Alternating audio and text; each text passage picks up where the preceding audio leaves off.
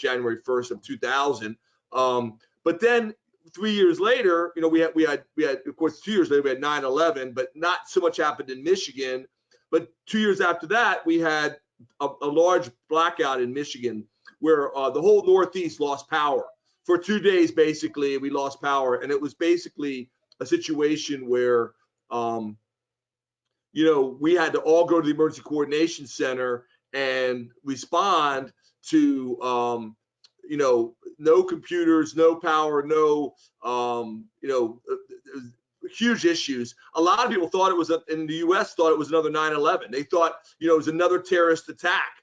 And all the people at the emergency coordination center, we were there for 4 straight days in a bunker with, you know, a generator, and responding to all kinds of issues. That, you know, the state, parts of the state came back like 24 hours later. Other parts came back more like 2 days later, and some came back 3 days later.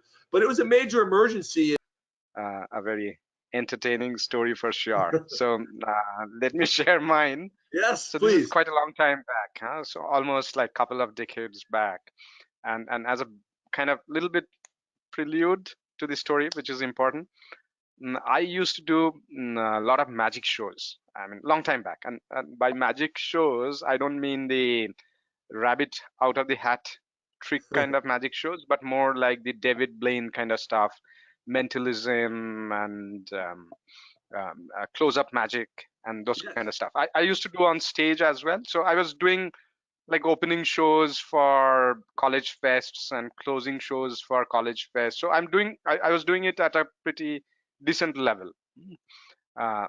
So and also I started my first startup around that period. We were doing this automated penetration testing on the cloud. So that was what we were working on. So now I went for a visit. I am one of the co-founders of FireCompass, as well as I'm one of the co-founders of CISO Platform. So Dan, let's start with a quick baseball card kind of intro.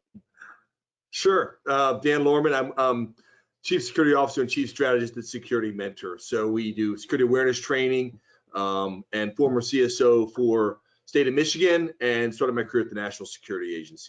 Materials like before you even started the exercise, you kind of gave the intelligence, but again, this may be not a real situation, but like, here's what's happening in the world, you know, for an oil company, the price of oil has plummeted, yada, yada, yada, yada, you know, kind of preparing people in advance for the scenario that's going to hit them on the day of the exercise. So yeah, I mean, definitely that should always be part of the preparation, and making sure people who are coming in know what their role is going to be, know what their some background is. Another thing we did, so I started giving you some other tips. What often happens at these is they start throw curves at people. What I mean by that is, kind of like you can play cricket, but throw in U.S. baseball, curveball, change it up. So what do I mean by that?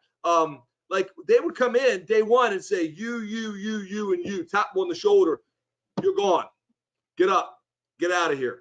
Go stand in the corner of the room. You're an observer. You can't say anything. It's like, wait a minute, that's the CFO you just tapped on the shoulder. You can't. Yeah, but he's in Germany, so he's not able to be here right now. So, and what about that guy? Well, yeah, that's my chief security officer. He's on vacation at Disney World. So we're gonna let him. So we're gonna put him down in the basement. And you can call him on the phone, but he can't be in the room here. He can't look at any of the stuff, going on. So, that happens a lot. So, try and, that's one way you can throw them a curve, or you can, something they're not expecting.